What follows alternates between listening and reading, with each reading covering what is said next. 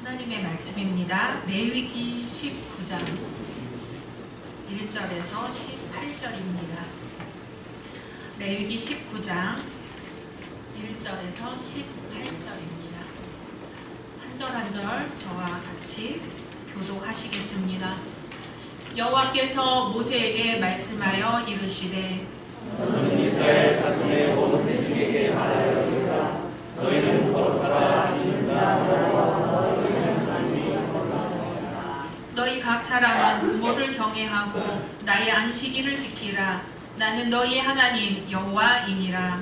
너희는 헛되게 동행하지 말며 너희를 위하여 신성스러워 만들지 말라. 나는 너희의 하나님 여호와이니라. 너희는 화목 제물을 여호와께 드릴 때에 기쁘게 받으시도록 드리고 그 제물은 드리는 날과 기다려고 셋째 날까지 남았거든 불사라. 셋째 날에 조금이라도 먹으면 가증한 것이 되어 기쁘게 받으심이 되지 못하고 그것을 먹는 자는 여호와의 선물을 거역함으로 말미암아 죄를 감당하리니 그가 그의 백성 중에서 끊어지리라. 너희가 너희의 땅에서 곡식을 거둘 때에 너는 밭 모퉁이까지 다 거두지 말고 내에 떨어진 이삭도 줍지 말며 내 포도원의 열매를 다 따지 말며 내 포도원에 떨어진 열매도 줍지 말고 가난한 사람과 거룩인을 위하여 버려두라. 나는 너희의 하나님 여호와이다.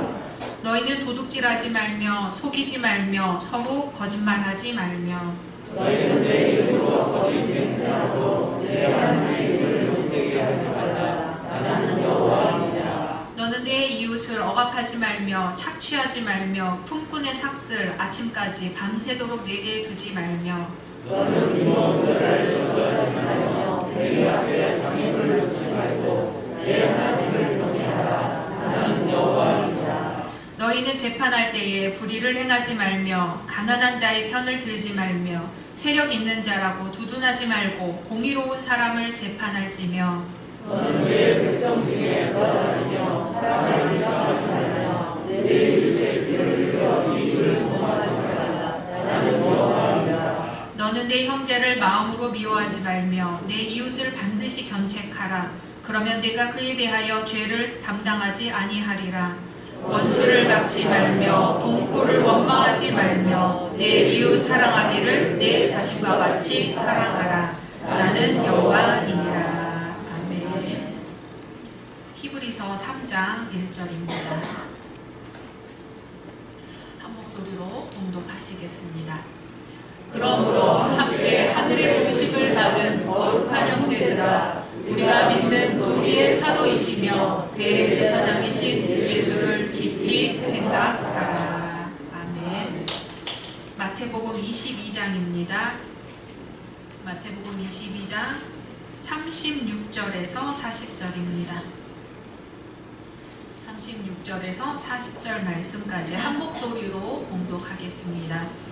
선생님, 율법 중에서 어느 계명이 크니이까? 예수께서 이르시되 내 마음을 다하고 목숨을 다하고 뜻을 다하여 주 너의 하나님을 사랑하라 하셨으니 이것이 크고 첫째 되는 계명이요 둘째도 그와 같으니 내 이웃을 내 자신같이 사랑하라 하셨으니 이 두 계명이 온 율법과 선지자의 강령이니라. 아멘. 오늘도 함께 예배 드리는 모든 분들을 주님의 이름으로 환영하고 축복합니다. 사도행전 핵심같이 함께 선포하시겠습니다. 오직 예수, 오직 복음, 오직 교회, 오직 하나님의 나라. 아멘. 오래 받으신 약속의 말씀 함께 암송하시겠습니다.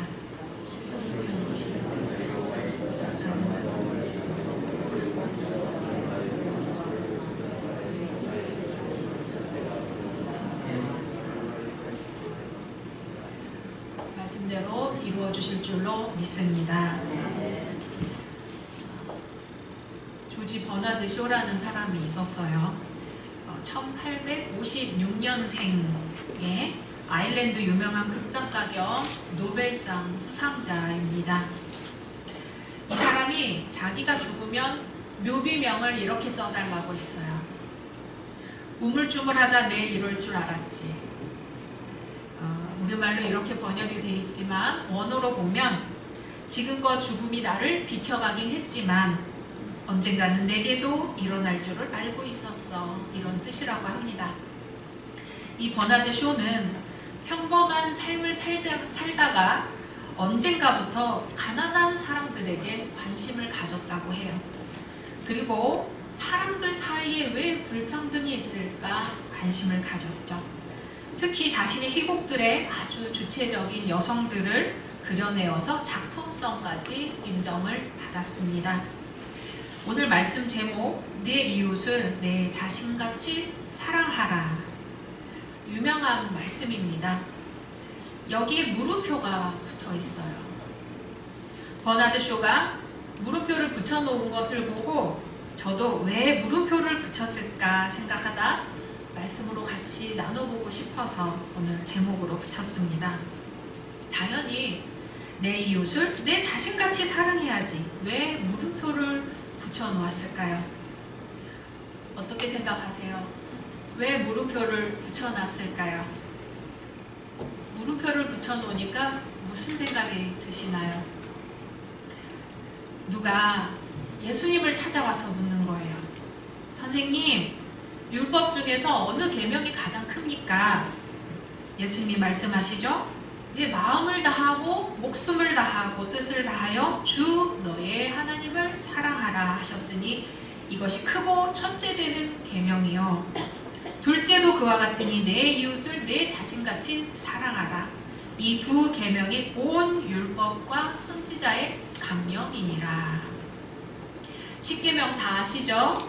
제1계명부터 10계명까지 있는데 1계명부터 4계명까지는 하나님을 어떻게 사랑해야 하는지에 관한 계명이고 5계명부터 10계명까지는 사람들을 어떻게 사랑해야 하는지에 관한 계명입니다. 줄여서 10계명의 계명은 하나님 사랑, 이웃 사랑 이렇게 할 수 있습니다. 그런데 내 이웃을 내 자신같이 사랑하라에 물음표를 붙여놓으니까 자꾸 생각하게 되는 거예요. 내 이웃을 내 자신같이 사랑하라는 건가? 아니면 사랑하지 말라는 건가? 이 물음표 하나로 지금껏 당연하게 생각해 오던 것에 브레이크를 걸고 내가 생각해 오던 방식이 맞는 건지 한번 다시 생각해 보게 되는 거죠. 과거에는 모든 게 단순했어요. 어느 동네에 가면 아직도 같은 성씨가 되게 많아요. 집안 동생, 집안 조카, 집안 누구 하면 아직도 씨족 사회입니다. 씨족 사회뿐 아니라 옛날에는 한 동네에만 살아도 누구네 집에 숟가락이 몇 개인지 누구네 집 제사가 어느 쯤에 있는지 서로서로 속속들이 다 알고 삽니다. 그래서 내 맘이 네 맘이고 네 맘이 내 맘이다. 큰 차이가 없어요. 그냥 내 이웃을 내 자신같이 사랑하면 그만입니다. 그런데 오늘날에 와보면 세상이 참 다양해졌어요. 사는 방식도 다르고 생각도 다르고 직업도 다르고 다 달라요. 종교도 정말 다릅니다. 이제 한 집안 사람이라고 해도 닮았다기보다는 어쩜 이렇게 생각이 다를까? 어쩜 저렇게 나랑 다를까 생각하기가 일쑤입니다. 같은 동네에서 자랐다 해도 그냥 그뿐이지 정말로 다릅니다. 그렇다면 내 이웃을 내 자신같이 사랑하라는 게 맞는 걸까? 생각해 보게 되는 거죠. 물론 내 이웃도 나만큼 소중하다, 소중한 존재라고 생각하는 것까지는 이해할 수 있습니다. 그런데 내 이웃을 내 생각대로 사랑해도 되는 건지는 한번 생각해 봐야 할 일입니다. 오늘 구약 말씀입니다. 레위기 19장 2절을 같이 읽어보겠습니다. 시작. 너는 이스라엘 자손의 온 회중에게 말하여 이르라. 너희는 거룩하라. 이는 나 여호와 너희 하나님이 거룩함이니라. 아멘. 이 하나님 말씀은 우리에게 대체 무엇을 요청하는 말씀일까요? 우리가 거룩해지기 위해서는 어떻게 해야 하는 것일까요? 우리가 이 거룩을 국어 사전에서 보면 거룩은 뜻이 매우 높고 위대하다 이렇게 나왔어요. 그럼 거룩하라는 명령은 뜻을 높은 곳에 두고 24시간 하나님만 생각하라는 것인가? 이 거룩을 뜻하는 명사 코데시, 형용사 카도시의 이 어원적인 의미는 분리와 다름을 의미합니다. 또 따로 떼어놓아 다른 것과 다른 어떤 특별한 것을 가리킬 때 사용됩니다. 우리 창세기 2장 3절 같이 한번 읽어볼까요? 시작. 하나님이 그 일곱째 날을 복되게 하사 거룩하게 하셨으니 이는 하나님이 그 창조하시며 만드시던 모든 일을 마치시고 그날에 안식하셨음이니라. 아멘. 이 말씀은 일곱째 날에 무언가 금치장으로 빛이 번쩍번쩍하고 함부로 손대면 안 될 것 같은 귀한 날이라는 의미라기보다는 일곱 번째 날은 다른 날과 좀 다르다. 특별한 날이다. 하나님께서 그날의 창조 행위를 멈추신 날이다. 그런 의미가 있어요. 모든 날이 다 소중하고 귀하지 않은 날은 없지만 일곱째 날은 다른 날과는 다르게 하나님께서 일을 하지 않으신 날이기 때문에 여섯 날과 구별된다. 그런 뜻입니다. 출애굽기 28장에서 제사장의 복장을 규정하는 말씀이 나와요. 아론을 위해 거룩한 옷을 지어라 하시거든요. 그 옷으로 아론을 거룩하게 하라는 이 하나님의 명령은 옷감이 값비싼 재질로 되어 있거나 어떤 신비한 힘이 깃든 그런 옷이라는 뜻이 아니라 일반 백성들이 입는 옷과는 구별되게 하라는 말씀입니다. 그 옷을 입은 사람은 옷만으로도 다른 사람과 구별되어 보인다는 뜻이죠. 그렇다면 거룩하라는 이 말씀은 어떤 면에서 거룩하라는 것인지, 어떤 면에서 구별되어야 한다는 말씀인지 한번 보겠습니다. 이 코데시, 카도시라는 이 말은 분리와 다름을 나타내기 때문에 이 단어가 나올 때는 어떤 면에서 다른가 혹은 어떻게 다른 것인지 설명이 뒤따라옵니다. 레위기 19장 2절에 이 너희는 거룩하라는 명령은 너희는 달라야 한다 그 뜻입니다. 3절 이하를 우리가 쭉 보게 되면 어떤 면이 달라야 하는지가 쭉 나와 있어요. 하나님을 믿고 따르는 백성들이 다른 민족들과 달라야 하는 첫 번째 말씀은 흥미롭게도 부모를 경외하라는 말씀입니다. 그 다음 나의 안식일을 지키라는 말씀이 뒤따라와요. 다른 민족들이 어떻게 하든 간에 하나님을 믿는 백성들은 자신의 부모를 두려움으로 공경해야 하고, 다른 사람들이 쉼없이 일을 하건 열흘에 한 번 혹은 14일에 한 번 휴식을 취하건 이스라엘의 여호와를 창조주 하나님으로 섬기는 사람들은 일곱 번째 날은 꼭 쉬어라 그 말씀입니다. 레위기 19장에서 나오는 거룩, 이 다름과 차이는 크게 두 가지로 나뉘어요. 하나는 하나님을 대하는 수직적인 측면이고 하나는 사람을 대하는 수평적인 측면입니다. 우상을 만들지 말라는 말씀이 4절에 있어요. 그리고 제물을 드리는 특정한 방식이 5절에서 8절에 나옵니다. 하나님의 이름으로 거짓 맹세하지 않는 것, 이런 것들은 수직적인 측면이고요. 그 외 대부분의 명령은 수평적인 거룩이라고 볼 수 있습니다. 가난한 사람과 나그네들을 위해 밭과 포도원의 일부를 추수하지 않고 남겨놓는 것, 남의 것을 훔치지 않으며 남을 속이거나 거짓말하지 않는 것, 이웃을 억압하거나 착취하지 않고 노동자의 임금을 제때 지불하는 것, 장애가 있는 이들을 괴롭히지 않는 것, 공평과 정의로 재판하는 것, 이웃을 희생하여 자신의 이익을 도모하지 않는 것, 형제를 미워하지 않으며 그를 바른 길로 인도하는 것, 마지막으로 이 너희는 거룩하라는 이 말씀은 그 유명한 내 이웃을 내 자신과 같이 사랑하라는 명령으로 귀결이 됩니다. 이러한 수직적이고 수평적인 거룩의 이 두 방향은 십계명에서도 나타나지요. 하나님 사랑, 이웃 사랑. 1계명에서 4계명은 하나님 사랑, 5계명에서 10계명은 이웃 사랑. 그래서 너희는 거룩하라는 이 명령을 우리가 기억을 하면 우리 머릿속에서 하나님을 사랑하라는 거구나, 내 이웃을 내 이웃과 같이 사랑하라는 거구나를 같이 떠올릴 수 있어야 합니다. 그럼 내 이웃을 내 자신과 같이 사랑하라, 이 말씀 도대체 어떻게 이해해야 할까요?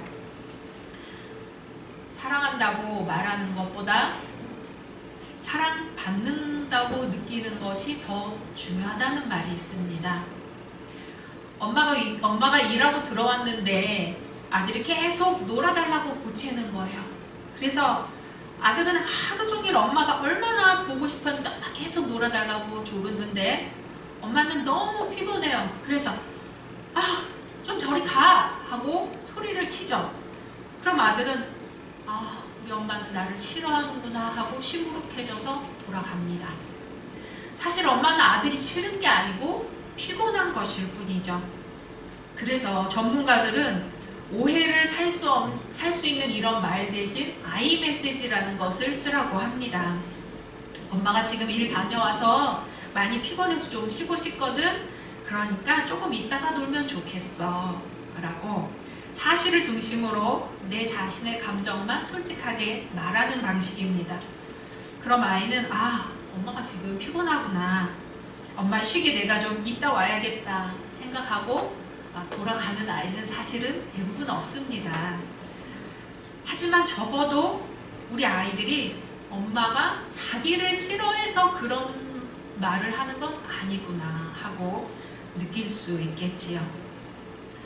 오랜만에 부모님을 찾아뵙고 자식들이 좋은 음식 사드린다고 소갈비를 사드리려고 해요. 부모님은 이가 안 좋으니까 그냥 청국장을 먹겠다고 하시죠. 그런데 자식들 입장에서는 좋은 거 사드려야 자식 노릇 하는 거라고 생각하니까 고집 피우고 소갈비를 사드려요. 하지만 정작 대접받아야 할 부모님은 이가 안 좋아서 제대로 씹지도 못하고 그냥 청국장이나 사주지 하고 속으로 끙끙 앓으시는 겁니다. 오늘날 이웃을 사랑한다는 것은 그 이웃의 처지에서 이해를 해본다는 겁니다. 이웃을 사랑한다는 것은 내 마음이 아니라 그 이웃이 정말 사랑받는다고 느끼는 것입니다. 이웃을 존중한다는 것은 내 마음이 아니라 그 이웃이 정말 존중받는다고 느끼는 것입니다. 이웃을 배려한다는 것은 내 마음이 아니라 그 이웃이 정말 배려받는다고 느끼는 것입니다. 그 이웃은 오늘날 누구일까요? 우리 남편, 아내, 아이들, 부모님, 친구, 옆집 이웃, 우리 교회 성도님들, 직장 동료, 여성들, 차별받는 이들, 억울한 이들, 외국인 노동자들, 우리 주변의 모든 사람들이 바로 우리의 이웃입니다. 이웃을 사랑한다는 게 말처럼 쉬운 일만은 아니지요. 특히 내가 내 능력으로 사랑하려고 할 때 더 힘이 듭니다. 사랑하는 힘은 하나님과 나와의 관계에서 나옵니다. 하나님은 어떤 분이실까? 그 사랑을 헤아리기 쉽지 않지만 아마 이런 사랑일 것 같아요. 얼마 전에 뉴스에서 보도된 내용입니다. 어느 겨울밤 한 청년이 아르바이트를 마치고 허기진 배로 움켜쥐고 귀가하던 중 신촌시장 뒷골목 리어카에서 홍합을 파는 아주머니들을 만났습니다. 그 청년은 아주머니들에게 홍합 한 그릇을 먹을 수 있을까요? 돈은 내일 갖다 드리겠습니다 하고 용기를 내어 부탁을 했지요. 그중 한 아주머니가 선뜻 손수레에서 김이 모락모락 나는 홍합 그릇을 건네줍니다. 청년은 고마운 마음으로 홍합 한 그릇을 맛있게 먹기는 했지만 다음 날에도 돈이 없기는 마찬가지였어요. 결국 돈을 갖다 드리지 못했습니다. 그 후 청년은 군대에 입대했고 군 복무를 마친 후 미국 이민길에 올랐습니다. 하지만 그 청년은 고백해요. 지난 50년간 항상 그 친절하셨던 아주머니에게 거짓말쟁이로 살아왔다는 그 죄책감과 마음의 빚을 갖고 살았다고요. 삶을 돌아보며 너무 늦었지만 어떻게든 그 아주머니의 선행에 보답해 드려야겠다고 생각한 이 청년은 부끄러움을 무릅쓰고 편지를 보내야겠다고 생각했어요. 이제 72세가 된 이 청년은 지역 내에서 가장 어려운 분께 따뜻한 식사 한 끼라도 제공해주면 더할 나위 없이 감사하겠다며 그 아주머니에 대한 고마움과 홍합 한 그릇의 빚을 갚는 심정으로 미화 $2,000를 편지 봉투에 동봉을 했습니다. 그는 한국에 거주하는 친구에게 보냈고 친구는 지난달 신촌 지구대를 찾아 미국에서 생활하는 친구가 보내준 것이라며 이를 전달하고 말없이 자리를 떠났습니다. 홍합 한 그릇의 빚을 평생 잊지 못하다가 뒤늦게 갚은 사연이 우리 마음에 큰 울림을 줍니다. 우리에게 홍합 한 그릇을 값없이 베풀 사랑이 있는가? 우리는 언젠가 누군가에게 받았던 친절을 50년이 지나서라도 그 고마움을 잊지 못해 누군가에게라도 갚아야겠다고 생각하는가? 값없이 베푸신 하나님의 사랑을 기억하고 우리는 누군가에게 이런 홍합장수 아주머니일 수 없을까요? 우리는 누군가에게 이런 은혜 갚는 청년일 수 없을까요? 우리는 누군가에게 이러한 그 누군가일 수 없을까요? 예수님은 허기진 배를 잡고 혹시라도 따뜻한 홍합 한 그릇을 얻을 수 있을까 민망하고 부끄러운 마음으로 부탁하는 이런 청년과도 같은 우리에게 다가오셔서 눈물을 닦아주시고 손을 잡아주시고 기꺼이 따뜻한 국물 한 그릇을 내어주십니다. 그리고 우리를 일으키시어 이제 다시 힘을 내어 굳세게 세상으로 나가라고 말씀하십니다. 그리고 주님이 먼저 걸어가신 그 길, 눈물 흘리는 이들의 눈물을 닦아주신 곳, 배고픈 이들에게 밥을 먹여주신 곳, 억울한 이들의 억울함을 풀어주신 곳, 병에서 놓아주신 곳, 소외된 사람들과 여성들, 죄인들을 같이 밥 먹자고 식탁으로 부르신 곳, 유대인이나 헬라인이나 종이나 자유인이나 남자나 여자나 다 그리스도 예수 안에서 하나가 되는 곳, 바로 하나님의 나라로 우리를 부르십니다. 주님의 말씀입니다. 너희는 거룩하라. 내 이웃을 내 자신같이 사랑하라. 함께 하늘의 부르심을 받은 거룩한 형제들아, 우리가 믿는 도리의 사도이시며 대제사장이신 예수를 깊이 생각하라. 아멘. 잠시 침묵으로 기도하시겠습니다.